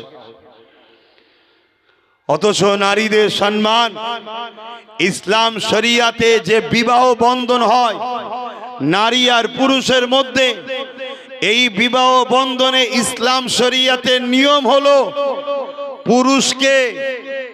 পুরুষকে আগিয়ে গিয়ে নারীর বাড়িতে হাজির হয়ে নারীকে সম্মানের সাথে সম্মানিক নজরানা দিয়ে তাকে নিয়ে আসতে হবে, যেটাকে দেনমোহর বলা হয়। তাহলে পুরুষকে দিতে হয়। আমার দেশে তো সিস্টেম তেমন নাই। আরব দুনিয়ার সিস্টেম কেন জানেন? আরব দুনিয়াতে সব থেকে কম হলো 1 কোটি টাকা দেনমোহর দিতে হবে। সব থেকে কম কত? 1 কোটি টাকা। এখন আপনারা বলবেন ও হুজুর ওর কথা বলবেন না, তাহলে সারা জীবন আইবুড়ো থাকতে হবে, বিয়ে আর হবে না। 1 কোটি পাবো কোথা? কথা বুঝে আসছে? 1 কোটি টাকা নারীকে নজরানা গিফট দিতে হবে, দিয়ে তাকে নেকা করে বিবাহ করে নিজের ঘরে নিয়ে আসতে হবে এবং নিজের ঘরকে সুন্দর করে সাজাতে হবে। কেন? যাতে নারী প্রবেশ করে মনে করে যে আমাকে আনার আগে আমার জন্য কত ইস্তেকবাল করার জন্য সাজিয়েছে, এ আমাকে ভালোবাসবে, নিশ্চিন্তায় ভরসাটা করতে পারে। জোরে বলুন সুবহানাল্লাহ। আজকে সেই ধর্মের ওপরে কেমন মিথ্যাচার চলছে দেখছেন। তবে মনে রাখবেন, ব্যথা না উঠলে সন্তান হয় না। ব্যথা না উঠলে বলবেন তো সন্তান হয় না। ব্যথা হওয়াটা ভালো লক্ষণ না খারাপ লক্ষণ? ভালো লক্ষণ। মায়েদের ব্যথা হলে সন্তান হওয়ার লক্ষণ। অর্থাৎ কিছুক্ষণ পরে একটা খুশির খবর আসবে, নতুন অতিথি আসবে, তাই তো নাকি?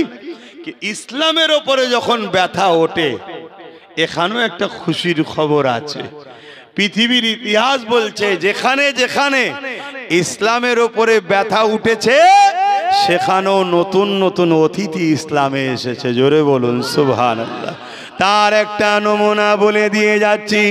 ইউরোপ দুনিয়া চেয়েছিল ইসলামকে মিটিয়ে দেব, বিশেষ করে আমেরিকা ইসলামী মুসলমানদের ভিসাকে পর্যন্ত বন্ধ করে দিয়েছিল। জর্জ ডব্লিউ বুশ বলেছিল মুসলমানকে আমেরিকাতে ভিসা দেব না, কিন্তু কি দেখা গেল, জর্জ ডব্লিউ বুশের কন্যা সেই ইমানের কালেমা পড়ে নিল, মুসলমান হয়ে গেল এবং আল্লাহ পাক তাকে হাফেজে কোরআন বানিয়ে দিল। এ যুবকেরা, ইউরোপ দুনিয়া ইসলামের বিরুদ্ধে সব থেকে বেশি লেগেছিল। ইউরোপ দুনিয়া কত ফিল্ম বানিয়েছিল, ইনোসেন্স অফ মুসলিম বলে ফিল্ম তৈরি হয়েছে। কি না তারা করেছে। 9/11-তে তাদের মিডিয়ায় বলেছিল ইসলামিক সন্ত্রাস এই পৃথিবীর বুকে সব থেকে বড় একটা জঘন্য কথা, ইসলামিক সন্ত্রাস। আর ইসলাম শব্দের মানে হলো শান্তি, সন্ত্রাস মানে হলো সমাজ বিরোধী। শান্তি সমাজ বিরোধী, এটা কেমন করে হতে পারে? শান্তি এমন করে ভয়ঙ্কর আতঙ্ক, এটা কেমন করে হতে পারে? এ যুবকেরা, তরুণেরা, সেই ইউরোপ দুনিয়া আজকে বলতে লেগেছে আগামী 2040-45-এর মধ্যে পুরো ইউরোপ দুনিয়াতে সংখ্যাগুরু হবে ইসলাম। আরো জোরে বলুন সুবহান আল্লাহু আকবার। যত ব্যথা উঠবে বেশি নতুন অতিথি আসবে। ইউরোপ দুনিয়ায় ব্যথা ইসলামের উপরে এত উঠেছে, ইউরোপ দুনিয়ার যুবক যুবতীরা তারা ইসলামকে রিসার্চ করছে। তারা তাদের হাতের ফোনকে জিজ্ঞেস করছে ইসলাম কি, এবং সেখানে মুহাম্মদ সাল্লাল্লাহু আলাইহি ওয়াসাল্লামের নাম উঠে আসছে। তারা জিজ্ঞেস করছে মুহাম্মদ কে? তাদের হাতের অ্যান্ড্রয়েড মোবাইল বলছে পৃথিবীর শ্রেষ্ঠ মহামানব হলেন মুহাম্মদ। জোরে বলুন সুবহানাল্লাহ। তারা মুহাম্মদ রাসূলের লাইফটা কি ছিল রিসার্চ করছে। রিসার্চ করতে গিয়ে কোরআনের বাস্তব পাচ্ছে, আর কোরআন হলো কালামুল্লাহ, স্রষ্টার কথা। তারা তাদের ভুলকে বুঝতে পেরে দলে দলে দলে দলে ইসলামের ছায়া তলে ঢুকছে। জোরে বলুন সুবহানাল্লাহ। ব্যথা যত উঠবে নতুন অতিথি আসবে, আমরা জানি। কিন্তু দুঃখ আপনাদের নিয়ে, দুঃখ আপনাদের নিয়ে। আপনারা ইসলামের ঘরের সন্তান, আপনাদের বাপ, আপনাদের দাদু, আপনাদের নানা, আপনাদের নানি যুগে যুগে ইসলামের উপরে ছিল, কিন্তু আজ আপনারা ইসলাম থেকে এত দূরে কেন? আজ আমাদের যুবক যুবতীরা 5 ওয়াক্ত নামাজ ইচ্ছা করে ছেড়ে দিচ্ছে। এমনও ছেলে আছে সারা মাসে হয়তো একবারও নামাজ পড়েনি। এমনও ছেলে আছে 2 ঈদ ছাড়া নামাজ পড়েনি। এমনও মুসলিম ঘরের ছেলে আছে যারা 2 ঈদেও যায় না, অথচ সে বলে আমি মুসলমান। সে জানেই না, সে ইসলাম থেকে বেরিয়ে চলে যাচ্ছে। এ যুবকরা, ভুল করছো, পরিবর্তন হও। হালকা বয়সে ভুল ভ্রান্তি হয়, কিন্তু আজানটা যখন দেবে মসজিদে একটু যাও। যদি মসজিদ দূরে হয়, নিজের বাড়িতে, কারখানাতে, যেখানে সেজদাটা তোমার রবকে করো, প্রভুর কাছে মাথা নত করো। তুমি যদি তোমার এই কপালটা তোমার স্রষ্টার সামনে নত করতে পারো, পৃথিবীর কারো কাছে তোমার স্রষ্টা তোমার মাথাকে নত হতে দেবে না। জোরে বলুন সুবহানাল্লাহ। এই মাথার জিম্মা তিনি নেবে যে এটা আমার কাছে নত হয়, এ সবার কাছে উঁচু হয়ে থাকবে, নত হবে না। আমার ইমাম হোসেন পাককে দেখো না, কারবালার মাঠে ঘোড়ার পিঠে চারিদিক থেকে 25,000-এর উপরে জালিম এজিদ বাহিনী হামলা করেছে। এই অবস্থাতে তিনি লড়াই করতে করতে একটা পর্যায়ে অস্ত্রকে থামিয়ে দিয়ে ঘোড়ার পিঠ থেকে নামছে। সীমার ওদিকে অবাক, কি ব্যাপার, কেন হোসাইন নামাজ বন্ধ করে, কি বলে তরোয়াল থামিয়ে দিল, ঘোড়ার পিঠ থেকে নামছে গেল, কে থামালো? ইমামে হোসাইন পাক নামাজে দাঁড়িয়ে যাচ্ছে। জোরে বলুন সুবহানাল্লাহ। অর্থাৎ আল্লাহর নামাজ ইমামে হোসাইন পাককে কারবালাতেও থামিয়েছে। অথচ ওই জায়গায় ইসলাম ইজাজত দিয়েছে এরকম ক্ষেত্রে, জান বাঁচাবার ক্ষেত্রে যে নামাজ কাজা হয়ে যায়, ইসলাম তাকে ছাড় ছুট দিয়েছে। কিন্তু হোসাইন পাক বলছে না, আমার নানার উম্মতরা আমাকে বাহানা বানাবে, আমার নানার উম্মতরা আমাকে বাহানা বানাবে যে হোসাইন তো কারবালায় বিপদের সময় নামাজ ছেড়েছে, আরে আমার সংসারে বিপদে আছি, মায়েরা বলবে বাচ্চালে বিপদে আছি, কে বলবে ব্যবসালে বিপদে আছি।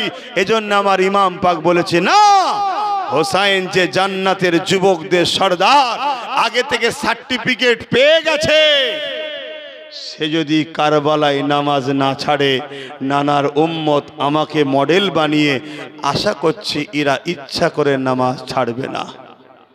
ফজর যদি ঘুম নাও ভাঙে, জোহর যদি কাজের মধ্যেও কেটে যায়, আসর যদি ফিরতে দেরিও হয়ে যায়, মাগরিব ইশাটা যুবকরা কি করো বলো? আমার যুবক ভাইয়েরা, মাগরিব ইশা কি করো?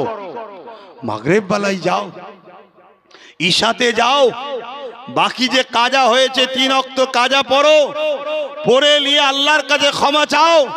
আর এই পড়তে পড়তে পড়তে পড়তে এমন প্রেম হয়ে যাবে নামাজের সাথে, একদিন দেখবে তুমি 5 ওয়াক্তই নামাজি হয়ে গেছো। জোরে বলুন সুবহানাল্লাহ। কিন্তু ভাই আমার, ইচ্ছা করে নামাজ কাজা করো না, ইচ্ছা করে ছেড়ো না, আল্লাহকে ভয় করো।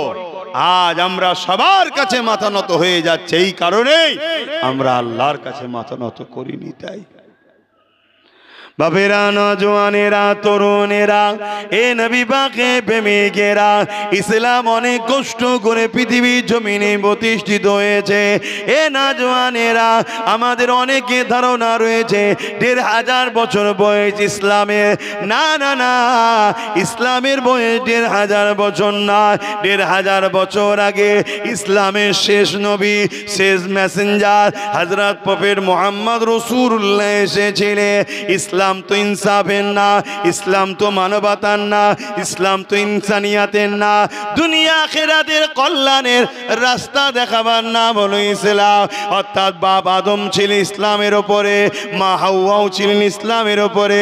কারণ ইসলামের প্রথম কথা হলো লা ইলাহা ইল্লাল্লাহ, আল্লাহকে সিওয়া দুসরা কোই মাবুদ হে নেহি। তাই বাপ আদম লা ইলাহা ইল্লাল্লাহ মেনেছে, মা হাওয়াও লা ইলাহা ইল্লাল্লাহ মেনেছে। এইভাবে আদম আলাইহিস সালামের সন্তান দিগকে, এই মানুষ জাতি দিগকে সঠিক রাস্তায় চলার জন্য মহান স্রষ্টা যুগে যুগে ইসলামের উপরে নবী রাসূল পথ প্রদর্শক মেসেঞ্জার পাঠিয়েছে। 1 লক্ষ মতান্ত 2 লক্ষ 24,000 নবী রাসূল পয়গম্বর এসেছে। আজ থেকে 1500 বছর আগে যেখানে পৃথিবীর জমিনে অশিক্ষিত বর্বরতা, জিহালাতপনা ভরে গিয়েছিল, ছেলে মাকে খুন করত, বাপেরা যেটিগুলোকে জ্যান্ত পুঁতে দিত, এমনকি রোম ছিল পৃথিবীর দাদা, সেই রোমে তো এরকম জুলুম অত্যাচার হতো। এদের হাত থেকে মনুষ্য জাতিকে বাঁচাবার জন্য, অন্যায় হাত থেকে বাঁচাবার জন্য ইসলামের শেষ নবী হযরত মুহাম্মদ রাসূলুল্লাহকে মহান আল্লাহ পাক পাঠিয়েছিলেন। তিনি এসে ইসলামকে কমপ্লিট করেছে। আর কোন নবী রাসূল আসবে না, আর কোন নবী রাসূল আসবে না। এই ইসলামের মেসেজ সবে কিয়ামত পর্যন্ত নবীর ওয়ারিস আল উলামা ওয়ারাসাতুল আম্বিয়া, নবীর ওয়ারিসরা প্রচার করবে। জোরে বলুন সুবহানাল্লাহ। তাহলে সেই জায়গাটা তো আপনাদের বুঝতে হবে। তো মনে রাখবেন, অনেক কষ্টের পর এই জমিনে অন্যায় হতো, অত্যাচার হতো, জুলুম হতো।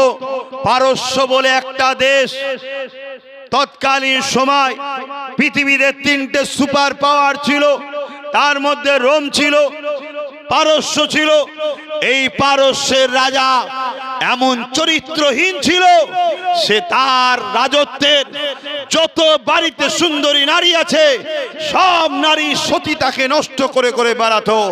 এই পারস্য রাজাকে মুহাম্মদ আরবি সাল্লাল্লাহু আলাইহি ওয়াসাল্লাম চিঠি করেছিল, এ পারস্যের রাজা, তুমি জুলুম বন্ধ করো, অত্যাচার বন্ধ করো, নারীদের ইজ্জতকে রক্ষা করো, নারীদের ইজ্জতকে লুটা বন্ধ করো। এই চিঠিটা পেয়ে পারস্যের রাজা নবী চিঠিকে ছিঁড়ে ফেলে দিয়েছিল। শোনেন ইতিহাস, চিঠিটাকে কুচি করে ফেলে দেয়। যে সাহাবা হুজুর রাসূলুল্লাহ চিঠি নিয়ে গিয়েছিলেন, ওই রাসূলে পাক সাল্লাল্লাহু আলাইহি ওয়াসাল্লামের সাহাবী মনে বড় দুঃখ পেলেন। আল্লাহর নবীকে এসে বলতে লাগলেন, ইয়া রাসূলুল্লাহ, হাবিবাল্লাহ, পারস্যের রাজা আপনার চিঠিকে কুচি কুচি করে ফেলে দিয়েছে। আপনি রোমের বাদশাকে চিঠি পাঠিয়েছেন। রোমের বাদশা কি করত? রোমে বড় বড় স্টেডিয়াম করা আছে, ওই স্টেডিয়ামের মধ্যে গরিবের ঘরে ছেলেদের ঘরে ছেড়ে দিত, আর বাঘকে ছেড়ে দিত। বাঘের সঙ্গে কুস্তি লড়াই করতে হবে, গরিবের ছেলেরা পারত না। এটা ছিল রোমের মজা করা, তাদের খেলা, আনন্দ করত। বাঘের থাবাতে গরিবের ছেলেরা মারা যেত, আর গ্যালারিতে বসে বসে ভিআইপিরা হাততালি দিত।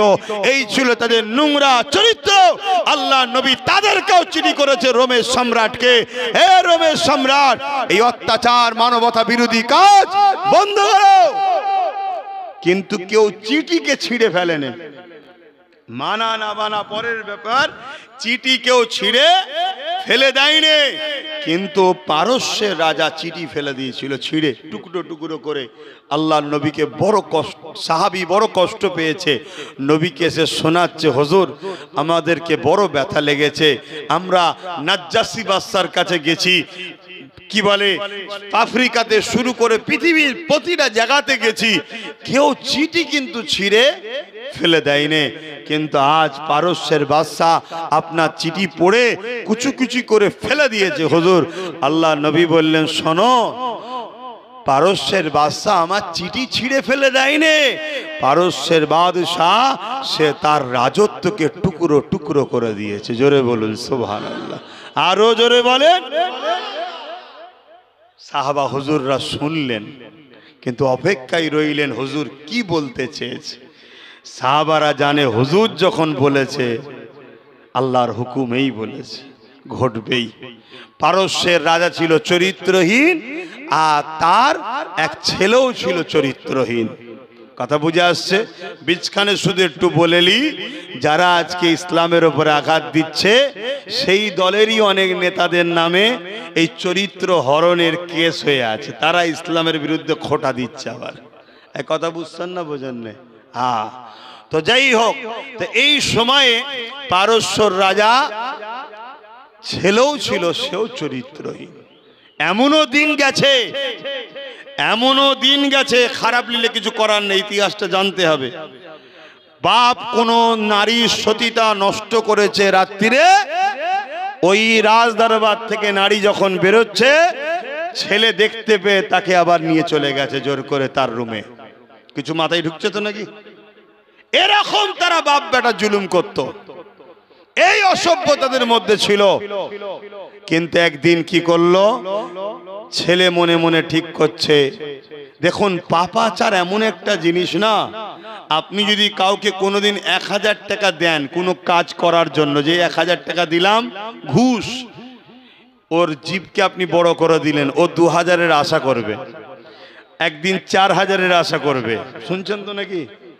হ্যাঁ, অতএব আপনি যতই দেন না কেন, ওর মনে হবে একদিন সব। আমরা যেমন আজকে দেখতে পাচ্ছি, কি আমরা দেখতে পাচ্ছি অনেক লোককে, অনেক লোক হাত ধরে নেতা বানায়, হাত ধরে নেতা তৈরি করে, যায় তোকে আমি নেতা বানাচ্ছি। কিন্তু সে একটু বড় হয়ে কি চায়, যে বানিয়েছে তাকে ঝেড়ে দিয়ে তার জায়গাটাও দখল করব।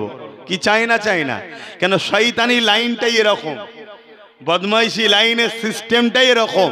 তা পারস্যর বাদশার ছেলে চাইছে বাপকে ঝেড়ে দিতে হবে, দিয়ে আমাকে পুরো দখল করতে হবে। আমার ভয় হচ্ছে আমার রাজ্যও কেউ না কাউকে ঝেড়ে দেয়, যে দখল করলে।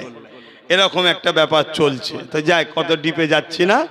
তো আমি যেটা বলতে চাইছি, এদিকে বাপ আবার ভাবছে যে আমার ছেলে তো দেখছি খুব আমার কাজের রাস্তার বাধা হচ্ছে।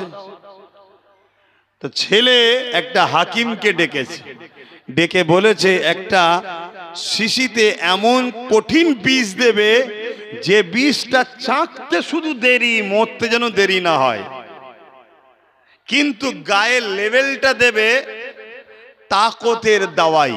বাকিটা বুঝতে পারছেন তো নাকি? এটা বাপ প্ল্যান করেছে। তা হাকিম কথা মতো কাজ করেছে। রাজদরবারের হাকিম এত মারাত্মক মারাত্মক বিষ দিয়ে একটা বোতল ঠিক করেছে, তার গায়ে লেভেলে দিয়েছে তাকতের দাওয়াই। বাপ নিয়ে ঘরে ঢুকছে, আর ছেলের এই দিকে সহ্য হয় না, আর রাখা যাবে না, বুড়োকে ঝেড়ে দেবো। ছেলে তো জন তরোয়াল নিয়ে এসেছে, বাপকে মেরেছে এক কোপ। হুজুরের চিঠি ছেড়েছিল, মনে আছে তো নাকি? মেরেছে এক কোপ, বাপ ওখানেই শেষ। হাতটা খুলে গেছে, হাতটা খুলে গেছে, দেখছে শিশি, গায়ে লেখা আছে তাকতের দাওয়াই। ছেলে বলছে ওই জন্যে বলি বুড়োর এই সমস্যা কেন। খুলেছে আর খেয়েছে, কি হবে? ছেলে শেষ। একটা রাজত্বের বাপও শেষ, ছেলেও শেষ। রাজত্বের মধ্যে বিরোধীকারী লোক থাকে না, থাকে না? সেনাপতির একটা গ্রুপ আছে, মন্ত্রী সবার একটা গ্রুপ আছে। যেমন আমাদের সমাজে এখন হাজার গ্রুপ, এক দলের মধ্যেই অনেক গ্রুপ আছে না নাই? সব সুযোগে বসে আছে, মাথা শেষ হয়ে গেলে সব টুকরো টুকরো হবে। তো এখানে রাজাও শেষ, ছেলেও শেষ। রাজত্ব ধরবে কে? ধরার নেই। এই জায়গা দখল করে নিয়েছে, ওই জায়গা দখল করে নিয়েছে, এই জায়গা দখল করে নিয়েছে। এক কথায় পারস্য টুকরো টুকরো হয়ে ছোট ছোট ছোট ছোট দেশ হয়ে গেল। আল্লাহ নবী বলেছিলেন আমার চিঠি ছেড়ে নে, ওর রাজত্বকে টুকরো টুকরো করে দিল। জোরে বলুন সুবহানাল্লাহ। আমার বোঝাবার উদ্দেশ্য এটাই, এই পৃথিবীর বুকে অন্যায় অত্যাচারের স্টিম রোলার চলছিল। আমার রাসূল পাক সাল্লাল্লাহু আলাইহি সাল্লাম সেই অন্যায় অত্যাচার জুলুমকে মিটিয়ে মাত্র 23 বছরে মক্কা থেকে শুরু করেছে, মদিনা থেকে শুরু করেছে, এদিকে চীন, এদিকে সাউথ আফ্রিকা, এদিকে হিন্দুস্তান, তাম পৃথিবীতে দয়ার নবী সাম্যের বাণী পৌঁছে দিয়েছিলেন। জোরে বলুন সুবহানাল্লাহ। হিন্দুস্তান থেকে কে গিয়েছিল জানবেন না? কি গো, হিন্দুস্তান থেকে কে গিয়েছিল জানবেন না? আরে খাজা গরিব নওয়াজ তো এসেছিল, গিয়েছিল কে জানবেন না? আজকে আই লাভ মোহাম্মদ রসুল লিখলে উত্তরপ্রদেশের সরকারের মাথায় ব্যথা হচ্ছে। তোর তো এমনি টাক পড়ে গেছে, মাথায় ব্যথা হচ্ছে। কেন ব্যথা হবে? কে কাকে ভালোবাসবে তার বিষয় আছে না? নয়। দেশের সংবিধানের 25 নম্বর ধারা স্বাধীনতা দিচ্ছে, সে তার ধর্মকে স্বাধীনভাবে মানবে, তাকে বাধা দিবার অধিকার দেশের নয়। কেউ আই লাভ মোহাম্মদ রসুল লিখেছে, তাকে কেস করছে। তার মানে কি? আমার নবীর নামেতেও এরা আতঙ্কে আছে, আমার নবীর নামেতেও এরা আতঙ্কে আছে যে মোহাম্মদ রসুলের দিকে না চলে যায়। চলে গেলে আমাদের ভণ্ডমি বন্ধ হয়ে যাবে। কথা শুনছেন তো নাকি? শোনো, আমার নবীর নাম মিটাতে চেয়েছিল অনেকে যুগে যুগে, যারা চেয়েছে তারা মিটে গেছে। আমার রসুল আজও পুরো কায়নাতের বাদশা হয়ে আছে। জোরে বলুন সুবহানাল্লাহ। আল্লাহ নবী নূহ নবীকে মিটাতে চেয়েছিল আবু জেহেল, নবী পাককে কুয়া করেছিল ফেলার জন্যে, কিন্তু আবু জেহেল কুয়ায় পড়ে গিয়েছিল। একদিন নবী পাককে এমন করে জাদুকর নিয়ে এসে নবী পাককে হারাবার জন্যে প্ল্যান করেছিল। পৃথিবীর বিখ্যাত জাদুকর হাবিব আমানিকে নিয়ে এসেছিল। এই হাবিব আমানি আমার রাসূলুল্লাহকে বললেন, এ আব্দুল্লাহর বেটা মুহাম্মদ সাল্লাল্লাহু আলাইহি ওয়াসাল্লাম, আপনি যদি নবী হন, মুজিজা কিছু দেখান। একটা গায়ের ইসলাম বিশ্বাস করছে নবী যে হবে তার মুজিজা থাকবে। তাই আমার রাসূলুল্লাহ বললেন, কি মুজিজা দেখতে চাও? হাবিব আমানি বলল, আকাশে মুজিজা দেখাতে হবে, জমিনে নয়। কেন? জাদুকররা জানে জমিনে জাদু চলে, আকাশে চলে না। শুনছেন? জমিনে জাদু চলে। আজকে যেমন জাদুকর আছে না, বড় বড় সব জাদুকর আছে, লোকের চোখকে ধোকা দেয়। এই জমিনে জাদু চলে, আকাশে চলে না। তাই হাবিব আমানি বলছে, আকাশে জাদু দেখাও, আকাশে কিছু মুজিজা দেখাও। জাদু আলাদা জিনিস, মুজিজা আলাদা জিনিস। জাদু চোখকে ধোকা দেওয়া হয়, মুজিজা সেটা পরিবর্তন হয়। জোরে বলুন সুবহানাল্লাহ।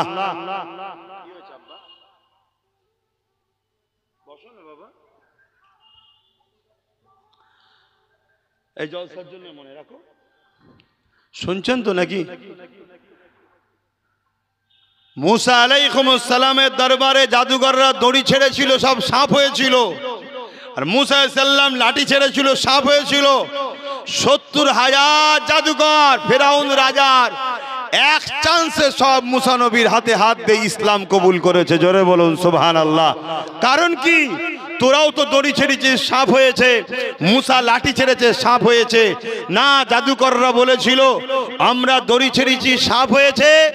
মানুষের চোখে দেখছে সাপ, দড়ি দড়ি আছে, কিন্তু মুসা লাঠি আর লাঠি নয়, সত্যিকারের সাপ হয়েছে। জোরে বলুন সুবহানাল্লাহ। এটা হলো মুজিজা, ওটা হলো জাদু। শুনছেন? হ্যাঁ। আমার রসুলে পাককে বলছেন আকাশে দেখাও। আল্লাহ নবী আসমানের দিকে মুখ তুললেন, তুলে দেখছে আকাশে পুরো পূর্ণিমার চাঁদ উঠেছে। শোনেন, দূরে কাছে সোশ্যাল মিডিয়ায় যে যেখানে আছেন শোনেন আমার মোহাম্মদ রসুলকে। শোনেন, কার নাম লিখাতে অ্যালার্জি হচ্ছে তোমাদের? হ্যাঁ, আমার নবী তো কুল কায়নাতের নবী। জোরে বলুন সুবহানাল্লাহ। তার নামকে মিটাতে কেউ পারেনি, আর পারবে?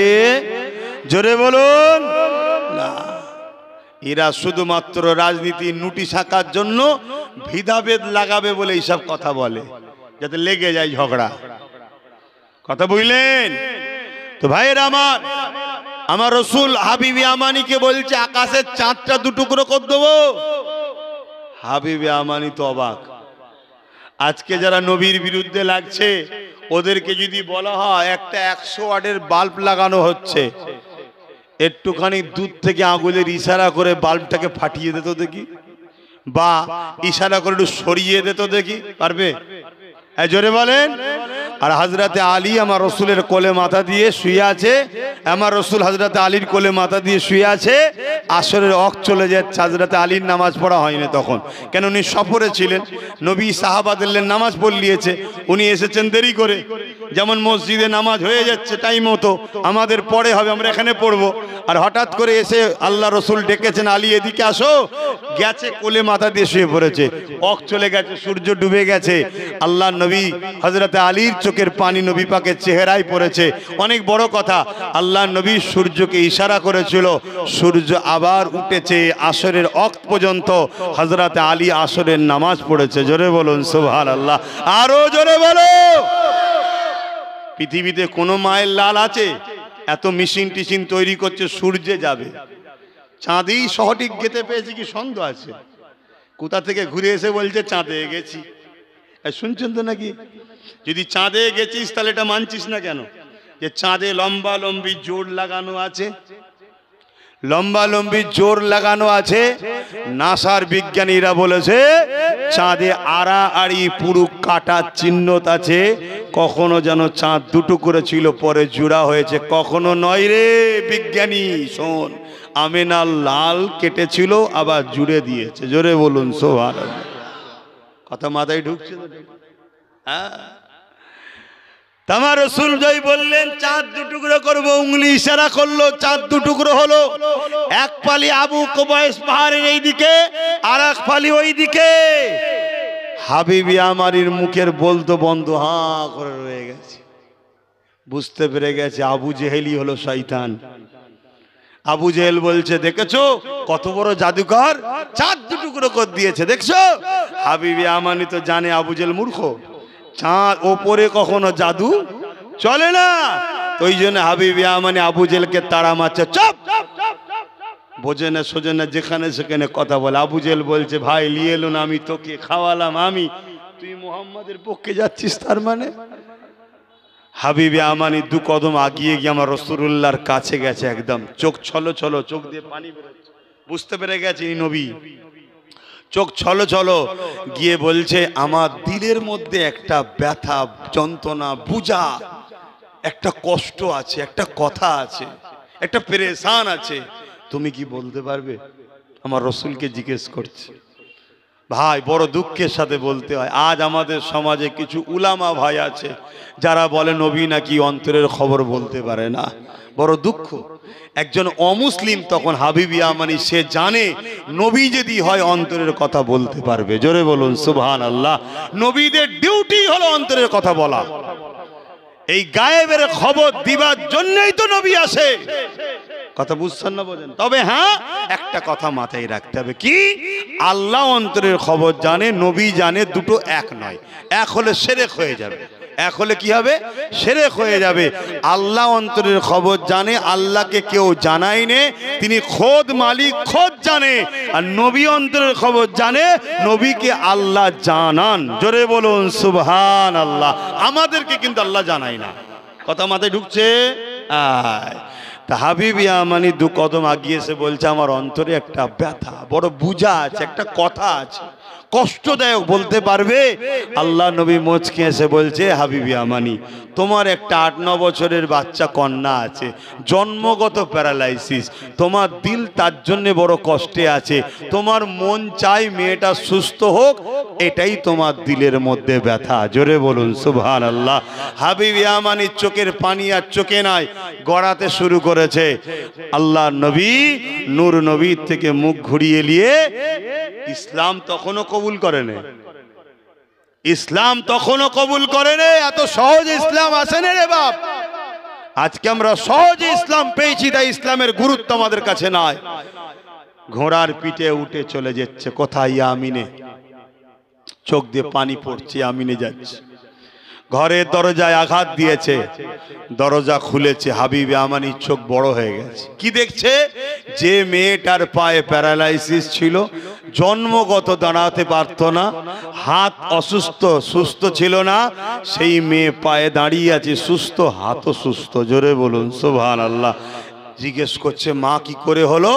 বলছে, একটা নুরানি ব্যক্তি এসেছিল, এসে আমায় বলল ওঠো, আর বলল পড়ো লা ইলাহা ইল্লাল্লাহু মুহাম্মাদুর রাসূলুল্লাহ।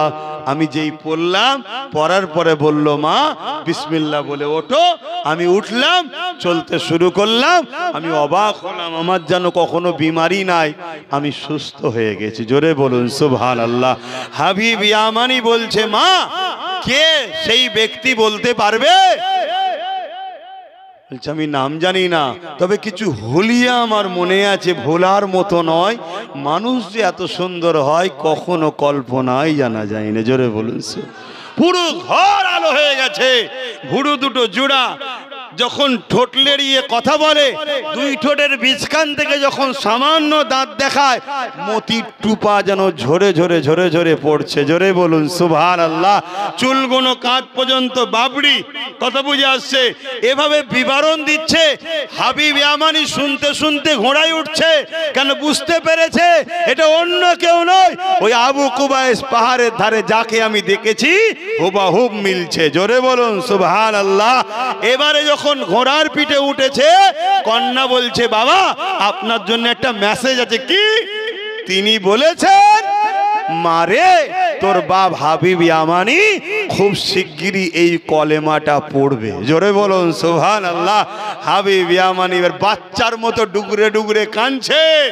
বাচ্চারা যেমন কাঁদে, ফুপিয়ে ফুপিয়ে কাঁদছে।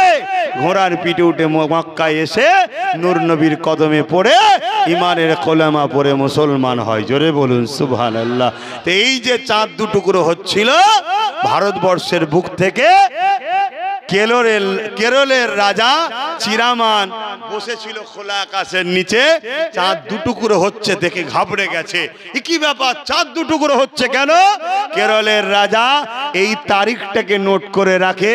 কিছুদিন পর মক্কা থেকে পাড়ি দিয়ে জেদ্দা ঘাট পার করে কেরলে যখন জাহাজে করে ব্যবসায়ী হিসাবে হযরতে আব্দুল্লাহ মালিক হুজুর আসে, তখন তিনাকে জিজ্ঞেস করে যে হযরতে মালিক, তোমরা তো আসমানের কিতাব কিতাবের খবর রাখো, এই তারিখে চাঁদ দুটুকরো হচ্ছিল দেখেছিলাম।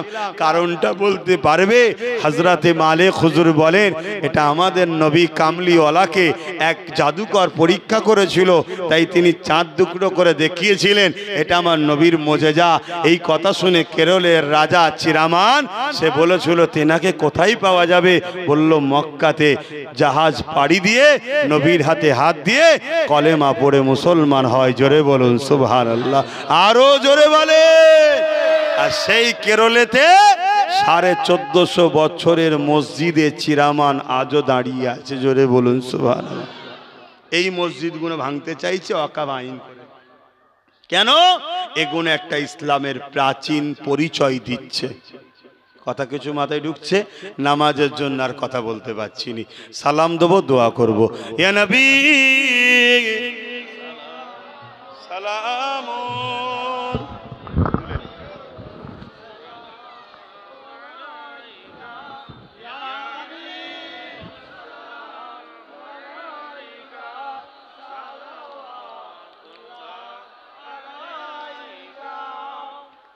আমার বাপ জানেরা, আর একটা ঘোষণা দিচ্ছি, 21শে অঘ্রাণ। কবে? তুমি তো ওকে নিয়ে বসতে পারতে, ঘুমোচ্ছিল তো বাচ্চাটা। হ্যাঁ, অসুবিধে ছিল না। ইসলাম বাড়াবাড়িকে পছন্দ করে না, আর কমানুকেও পছন্দ করে না। নাচারের ক্ষেত্রে অনেক ছাড় থাকে। একটা বাচ্চা ঘুমোচ্ছে, কি দরকার ছিল তোলা? এটা হচ্ছে আমাদের প্রেম আদব। আমরা নবীকে প্রেম আদবে দাঁড়িয়ে সালাম দিই। কেউ যদি বসে সালাম দেয়, তার বিরুদ্ধে আমরা নয়। কথা কিছু বুঝছেন না, বোঝেন না? তার বিরুদ্ধে আমরা কোনো ফতোয়া দিই না। কিন্তু আমরা দাঁড়ালে কেউ যদি আমাদেরকে বেদাতি বলে, গালিগালাজ করে, তাহলে বলেন আমাদের তখন তো রাগ হবে নাকি? তখন আমরা ফতোয়া দিই। তখন আমরা ফতোয়া দিই। কি ফতোয়া দিই? বলি, ও রসুলের দুশ্মন, বিয়াদব, মুনাফিক। কেন বলি? আরে কোরআনে যেখানে আছে ওয়াসাল্লিমু তাসলিমা। তাসলিমা মানে কি? যখন সালাম দেবে সব থেকে উত্তম ভক্তি, ভালোবাসা, আদবের সাথে দিবার মতো করে দাও। কেন আল্লাহ দরুদ তো পড়তে বললেন শুধু, আর সালামের বেলায় এত বলছেন কেন? আল্লাহ বলছেন সালাম যখন দেবে আমার হাবিব তখন জবাব দেবে। জোরে বলুন সুবহানাল্লাহ। তা জবাবটা আমরা আদবের সাথে লিই। কথা মাথায় ঢুকছে? হাদিস পাকের মধ্যে আছে বাবুল আদব কিতাবুল কিয়াম, নবী পাককে সাহাবা হুজুররা দাঁড়িয়ে দাঁড়িয়ে সালাম দিতেন। জোরে বলুন সুবহানাল্লাহ। এরপরেও কিন্তু এটা প্রেমের ব্যাপার, তো প্রেমে জোর করি না। কেউ যদি বসে দেয়, তাকে আমি জোর করে কেন বলবো প্রেম কর? কথা ঠিক না বেঠিক? সেটা তার রুচি। কিন্তু আমরা যখন হুজুরকে আদবের সঙ্গে ভালোবেসে দিই, কেউ আমাদেরকে ডিস্টার্ব করুক, এটাও তো আবার খারাপ জিনিস না। বিশেষ করে এখন আমাদেরকে ভাবতে হবে, ঐক্য হতে হবে, একতা হতে হবে। কেন আজকে কি চলছে চারিদিকে সবই তো দেখছো। এই ওয়াকফ নিয়ে যা ষড়যন্ত্র হচ্ছে, আমরা তখন ওয়াকফকে ভুলেই গেছি এসআইআরের ভয়। এসআইআর তো এটাই, ওয়াকফকে ভোলাও, ওবিসিকে ভোলাও, চাকরি ভোলাও। 2 কোটি চাকরি দেবে বলেছিলাম, ভোলাও। ট্রেন বিক্রি করে দিয়েছি, রেল বিক্রি করে দিয়েছি, এয়ারপোর্ট বিক্রি করে দিয়েছি, নোটবন্দি করে দিয়েছি, কিচ্ছু দেশের উপকার করতে পারিনি। সব বেকারত্ব বেড়ে গেছে, এখনো সব ভুলিয়ে দাও, কাগজের পিছনে ছুটুক, যেই হঠাৎ করে সব আবার লুটে লাও। এটা একটা প্ল্যান, মানুষকে শুধু পেরেশানে রাখো। তো যাক, আল্লাহ আমাদেরকে সৎ বুদ্ধি দেন, বোঝার তৌফিক দেন। আসেন সকলে দাঁড়িয়ে গেছি, মহব্বতে সালাম পড়ব। ইয়া নবী সালাম,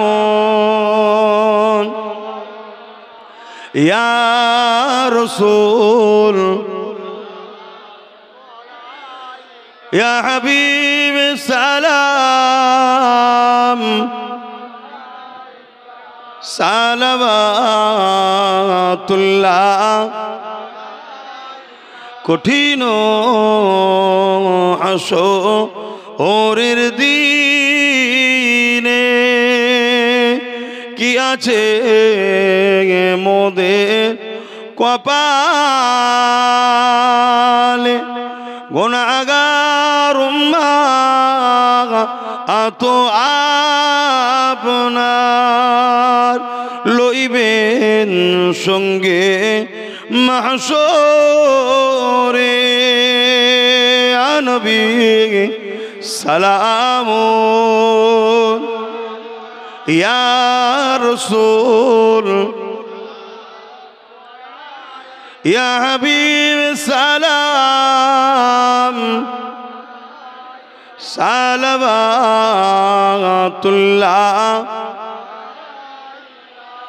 নামাজের জন্য সংক্ষেপ করছি, সকলে গায়ে গায়ে বসুন, একটু দোয়া হবে, দোয়া হবে। আর একটা ছোট্ট কথা, 21শে অগ্রহায়ণ, কবে? 21শে অগ্রহায়ণ, এবারে 8ই ডিসেম্বর পড়ছে। আপনাদের সবাইকে যাওয়ার জন্য দাওয়াত দিচ্ছি। আমি যে 100 বিঘে জমির ওপরে নলেজ সিটি করছি, এই 21শে অগ্রহায়ণ 2 বছর প্রোগ্রাম করতে পারিনি, কেন প্রোগ্রাম করলে অনেকটা টাকা খরচ হয়। আমি সেই টাকাগুলো প্রোগ্রাম না করে বিল্ডিংয়ের কাজে লাগিয়ে স্কুল চালু করেছি 2024 থেকে। গত বছর স্কুল চালু হয়েছে, এবছরও নতুন করে ভর্তি নেওয়া হচ্ছে। 9 নভেম্বর অ্যাডমিশন টেস্ট আছে। আজকে কয় নভেম্বর? 6 আর 3 দিন।